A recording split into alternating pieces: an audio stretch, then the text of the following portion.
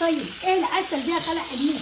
بصراحه بقى لو سميتوا ريحتها هتاكلوها اكل كده. طبعا انا كده قضيت خدمتي لامي، وطبعا خلت لها الحته رايقه كده وزي الفل زي ما انتم شايفين كده. والله انا مبسوط النهارده وسعيد بصراحه. يعني انا لو اعرف ان الفسحه كانت هتديك الباور ده والنشاط ده والطاقه الايجابيه ديت كنت بص من يومها على طول. وقسما عارف ايه بالله لو فيا ايه يا طروقه؟ فرحه ابوك ليا امبارح كده وضحكته كده ليا وعينيه بتضحك كده ادتني الطاقه الايجابيه. وكمان حبايبي وجمهوري خارج مصر وجوه مصر اللي كلموني على التليفون واللي كلموكوا على الوصف، خلي ماما تطلع، خلي ماما تتكلم، خلي ماما تطلع تشوف شغليه، وانا تحت امركم. انتوا اديتوني البهجه واديتوني الطاقه الايجابيه. الاخرى ما استنتش، طارق كان متفق معايا. يعني انا كنت متفق ان انا اللي كنت اروح اسوق. صحيت من النوم لقيتها هي اللي سوقت. انا لسه من النوم بعماصي في حالتي زي ما انتم شايفيني كده. فببص لقيتها جايبه التسويق وبتستف فيها. ايه اللي انت يا ابني عملتيه الشطره ده؟ الشطوره والواحده ست البيت، ست البيت عليها كل حاجه. انا مش قلت لك انا اريحك، انا اروح اسوق وهاجي انضف ربنا الحته. يريح قلبك كده وخليك ليا انت واختك والعمر كله الطويل لك يا ابني. المهم عشان ما نطولش عليكم نقول لهم ايه؟ يا صباح الفل، يا صباح يا صباح الجمال. الرضا وصباح التفاؤل وصباح كل حاجه حلوه وصباح كل الناس اللي قابلتهم في السوق.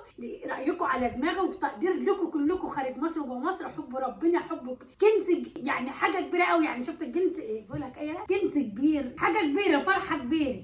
كنز كبير.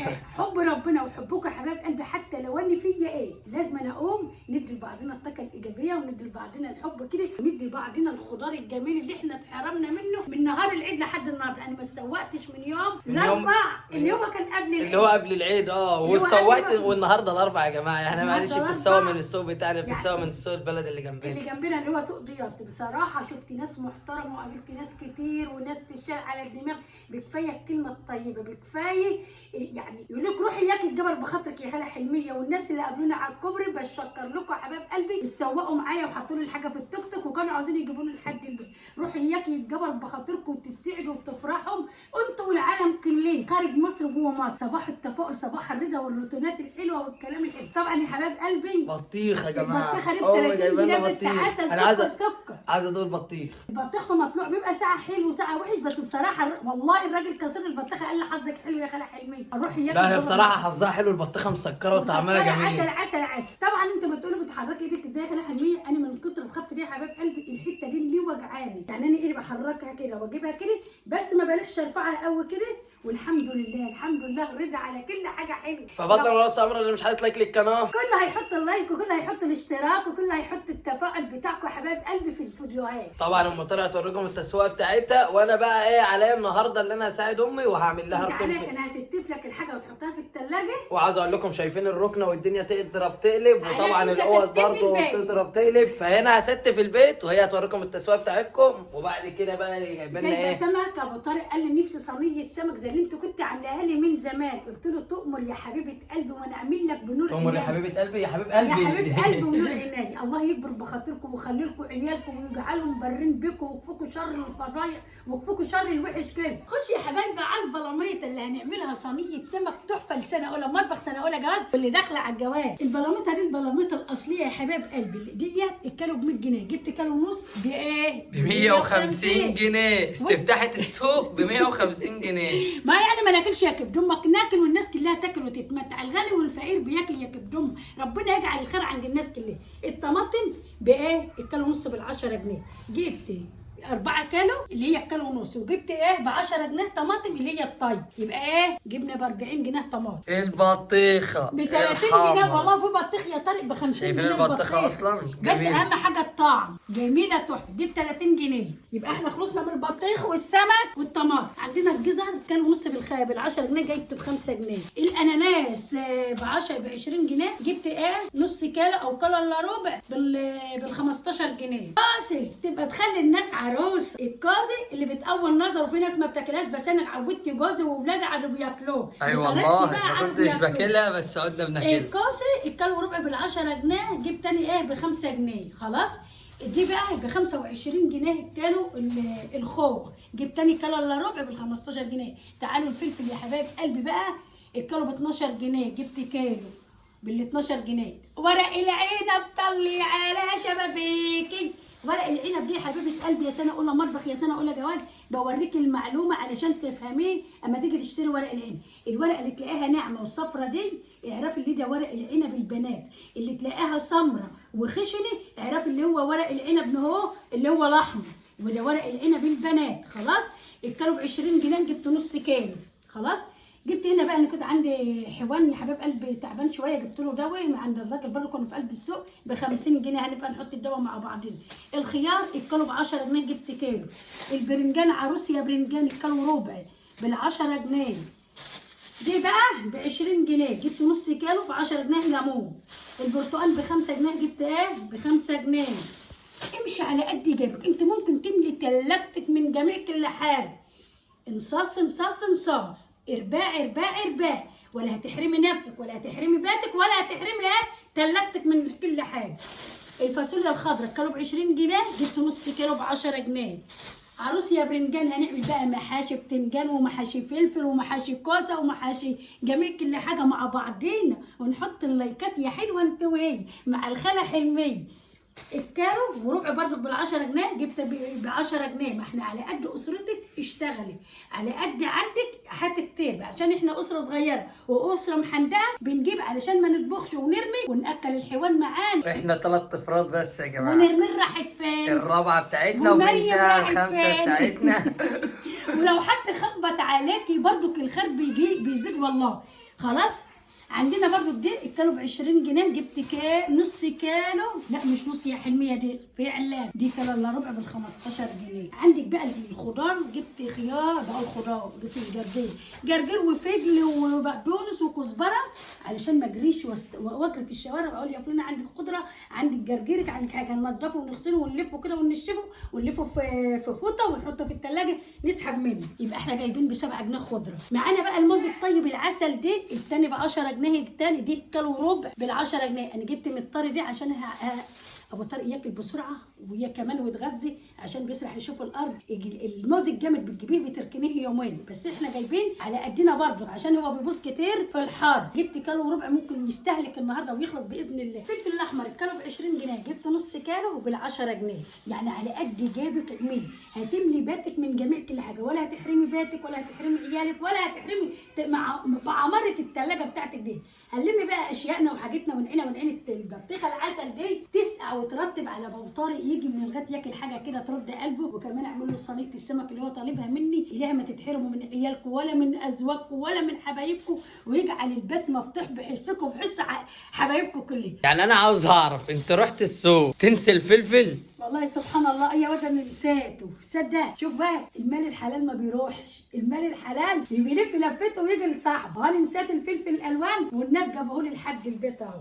نلم بقى اشيائنا وحاجتنا كده ونشوف هنعمل ايه في يومنا العسل دي، ولايكاتكم وحبكم بالدنيا دي كلها. احمر يا قوطه قوطه قوطه قوطه، والنبي الخير كتير وكل حاجه حلوه يا حبايب قلبي. ربنا يجعل عندكم الخير ويجعل عندكم الفرح والسعاده. تنظيفه بسيطه وتشجيعه جميله للخاله حلميه. كسرت ايه؟ لا ليه ما انت كسرت ايه؟ كسرت ايه يا ولد؟ كسرت ايه؟ بتاعك كسرت 2 بتاعي اللي هو خبطتها خبطه بتنزل سقطه. يعني انت هتحط كل قوتك بديها تنفيضه متسقطه. لا انت ما جاتلاش تنفيذه، ده انت عطاها ضربه الجزاء. يا إله ما تحرم منكم ولا انت تتحرموا ولا تتحرموا من صوت الخاله حلمي. شايفني ايد على ايد بتشجع. يلا يا حلوه انت وقلنا اظن بقى اليومين دول يومين امتحانات، ربنا ينجح يا رب العيال كلهم. تنزل وانت بتشتغل يا ترى عشان تخلص بسرعه. لو حبيت يعني انا بشتغل بحب ازن كده، احس ان الحاجه بتخلص معايا بسرعه.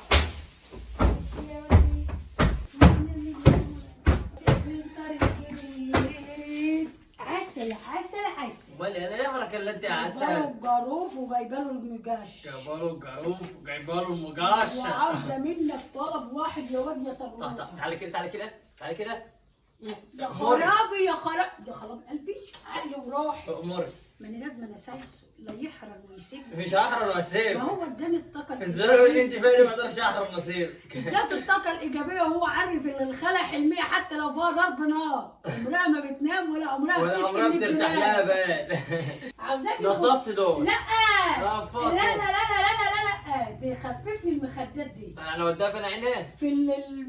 في دي. لا يا اما حلو لا ايه؟ لا لا لا، احنا في الحر وجو حار. هم مالهم ولا حرام ما بيحرروا؟ يعني خلي بالكم يا حبايب قلبي، كمان اسبوعين كده واشيل السنه. انت اللي قاعد تقولي للسيد يا سيد كتر مخداتك. ما هو كتر مخداتك، اسيبها تتبهدل يا ابني ولدي. بكار والناس دي كلها عينها لي هنا كده، امال احنا عاملين دي ليه يعني؟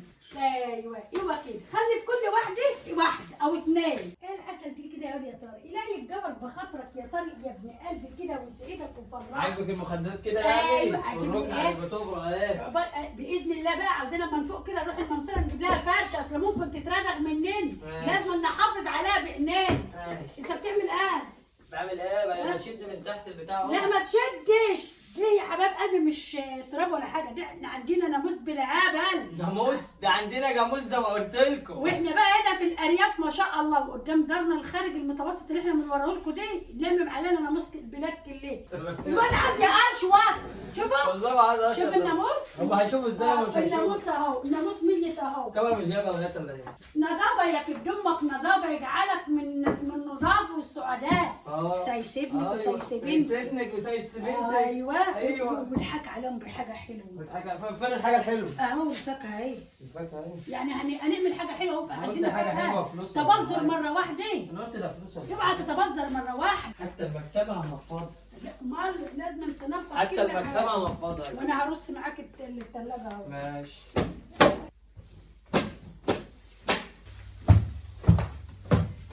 جايبين يا جماعه ده كله ناموس. وقاعد جنبي مني مش عارف ده كله ناموس. طبعا انا كده قضيت خدمتي لامي، وطبعا خلت لها الحته رايقه كده وزي الفل زي ما انتم شايفين كده، وطبعا بلاط زي ما انتم شايفينه برده شكله نظيف، والدنيا كلها بقت نظيفه وزي الفل، والرخامه نظيفه، والمكتبه بتاعت الشاشه برده زي ما انتم شايفينها كده بالشكل الجميل. فتعالوا بقى ايه اما نشوف ام الطارق بقى هي اللي بتعمل ايه. شوفوا بقى يا حبيبه قلبي، يا سنه اولى مطبخ يا سنه اولى جواز، ما تجيبيش الطماطميه اللي مفعصه قوي. لا يا خالة حميه في الحر دي هتلاقيها حمضانه. تجيبها في الشتاء بقى المفعصه. لا الشتاء الحاجه ما تدوش فيه. تجيبها خبطه النقاله كده، تشيل الفوم بتاعها زي ما انا شايلاها كده، واي حاجه وحشه انا كده، ونخرطها بهذا الشكل الجميل ده كده اهو.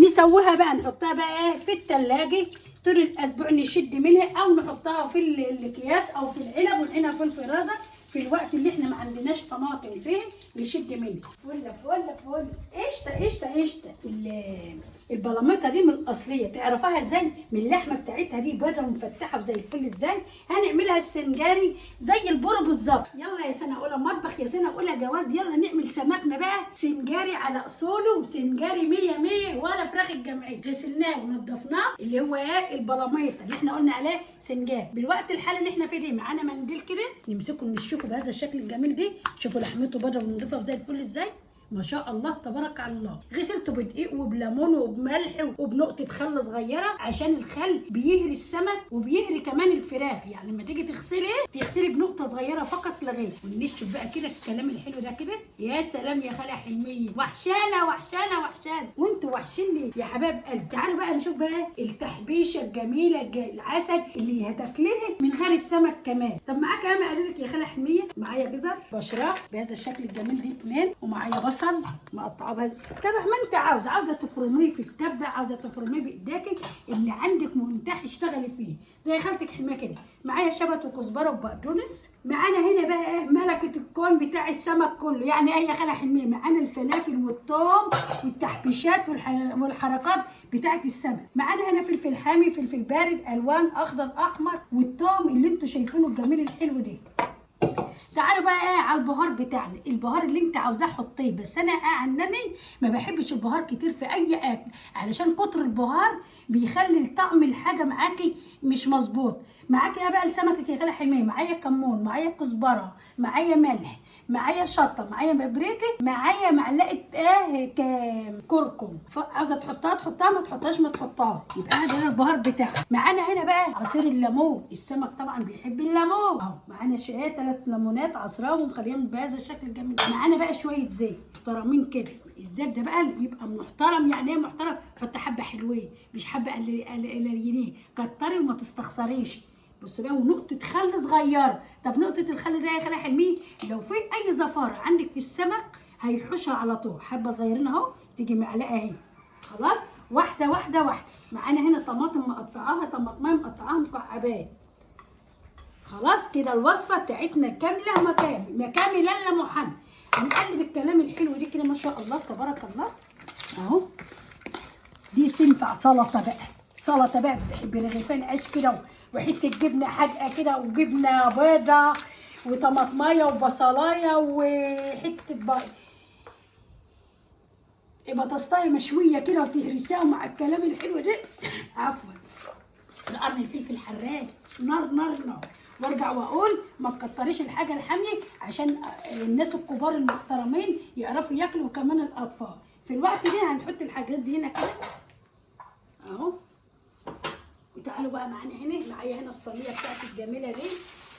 هنعمل ايه بقى؟ نجيب السمك بتاعنا دي نقطه زيت بس صغيره هنا كده على الورق دي. عندك ورق زبده حطي، ما عندكش اللي عندك، ولو ما عندكش كمان الحراير دي مش مشكله، حطها في ارضيه الصينيه واعملي ايه نقطه زيت فيها هتشتغلي زي الفل. اعملي بقى كده اهدى عشان تبقى لازمه نقطه الزيت دي يا خالق علميه عشان لما تيجي تطلعي السمكه بتاعتك ما تلزقش وتقوم رايحه ايه لازقه في الصينيه، تيجي تطلعيها تتهرى منك. واحنا عارفين ان السمك ما بيستحملش ولا بيستحمل في الفرن ولا بيستحمل ايه كده. شوف السمكه بتاعتنا نظيفه وزي الفل. ايوه كده ايوه كده يا خاله حلميه. تنزلي بقى بالكلام الحلو ده كده. نعملي بقى مع الوصفه دي بقى حبه رز بالبصل اللي هو الرز الصيادي. طبعا ما انت عاوزه رز حبايه وحبايه اللي انت عاوزاه اشتغلي بيه، واللي انت بتاكليه واولادك بياكلوه اعمليه، مش ضروري تعملي زي الخاله حلميه. قطعنا شرايح من الليمون عليها بقى ننزل بنقطه زيت بسيطه كده بردك. فل فل فل فل يا خالته حلميه. طبعا انتوا عارفين البوتاجاز بتاعنا على 180 ولا احنا متعودين ولا بيتغير ولا بيبقى فيه اي حاجه. هنعمل ايه بقى؟ الفرن بتاعنا حامي خالص اهو. شوف الدخان طالع منه ازاي اهو. نقوم حاطينها هنا كده لما تاخد بقى وتدي مع نفسها كده. انت ما حطيتهاش تحت ليش؟ احنا ولعين الفرن من تحت. طب ما هو صهد الفرن بيسواها من فوق ومن تحت، والسمك ما بيستحملش اصلا. والله وانا كمان مش مستعجله قوي عليها، عاوزاها تفضل كده على ما اعمل شويه الرز والحلقات والسلطات والحاجات دي. يكون بقى ابو طارق جالني حضر اهلا وسهلا، ما حضرش يبقى اكلنا جاهز وكل حاجه. والطماطم بتاعتنا انا نضفناها وحطيناها تتسوى، ما حطيتلهاش ميه. الطماطم ولعت عليها وسبتها سرجت كده تتسبك مع نفسها. يلا بقى نشوف بقى حاجتنا كده ونرجع تاني مع بعض. وسع وسع وسع الحاجات. العسل وصلت يا حبايب قلبي قلبي قلبي قلبي يا ناس، قلبي يا ناس، قلب خصين. ايه العسل دي يا خالة حلميه؟ بصراحه بقى لو سميت ريحتها هتاكلوها اكل كده ما شاء الله تبارك الله. شوفوا بقى الجمال والحلاوه بالطعم. شوفوا السمكه مستويه ازاي. فله فله فله يا خالة حلميه. ايه الحلاوه دي؟ شوفوا ايه الحلاوه دي يا ام طارق؟ يستاهل بقكم بق ابو طارق ما شاء الله تبارك الله. والخضار بتاعنا ولا متبل ولا بق اي حاجه ولا اصفر ولا اي حاجه. شوفوا بقى الجمال والحلاوه ده بقى. الرز اللي هو ايه الصياديه بالبصلي ما شاء الله. الصياديه الرز الصياديه كل بلد وبيسموا ايه الرز بتاع السمك ايه ما شاء الله مفرفر وزي الفل.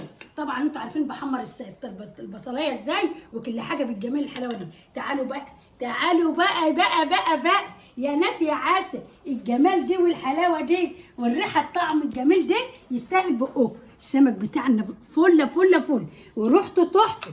شوفوا بقى عندنا الخضره بتاعتنا غسلناها ونضفناها وخليناها زي الفل.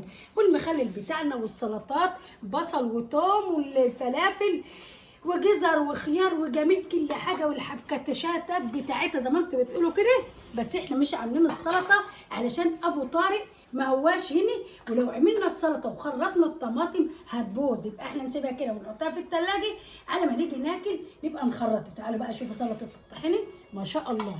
توم وكمون وكزبره وملح.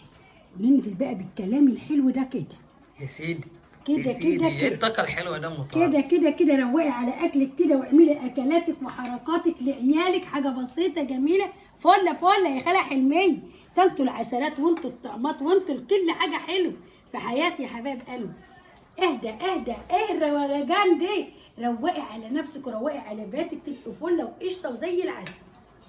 حبه ايه كزبره خضراء كده ما شاء الله تديكي بقى ايه صينيه السمك ده يا جماعه انا عاوز اقول لكم روعه تحفه تحفه عسل عسل عسل. ايه الحلاوه ده ام طارق؟ ده حلاوه عيونك وعيونهم وجمالهم وحركتهم. شوفوا جميل جميل. والطماطم بتاعتنا خشت في السوا اهي وما تستوي تبرد نضربها في الخلاط. نحطها بقى في اطباق كده اللي هي بتاع التلاجات وعينها، اللي احطها في اكياس، لا اصفيها واوضبها واحطها بقى اما تبرد خالص بشويه ملح صغيرين وشويه زيت، واحطها في قلب التلاجه تحت من الفريزر، استعملها بقى طول ما انا بطبخ، طول ما الاسبوع معانا. ما شاء الله تبارك الله. شوف بقى الجمال والحلاوه. عاوزه بقى تغمقي الرز عن كده غمقيه، عاوزه تعمليه بالحاجات العسل كده بتاع خالتك حلميه والفواتح كده، ربنا يفتح لكم طريقكم وينور لكم طريقكم انتوا والعالم اجمعين. انا عاوز اقول لك ان ابويا يجي يزغرط لك بصراحه. يا رب يجي وهو سخن، يا رب يجي والاكل وهو سخن.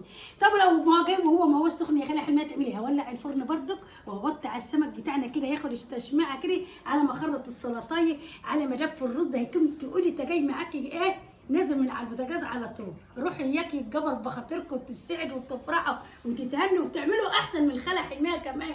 انتوا جدعان في بيتكم وجدعان في حياتكم وجدعان في كل حاجه. اقول لكم بقى ايه، ما تنسونيش بقى في اللايك والاشتراك وترفعوا الجرس يجيلكم كل جديد. مش شطوره اللي هلوبه حلميه. روحي اياكي يتجبر بخاطركم دنيا واخره وتستر وما يعينش عليكم عدو ظالم ابدا، احنا والعالم اجمعين خارج مصر وجوه مصر. سلام ختام.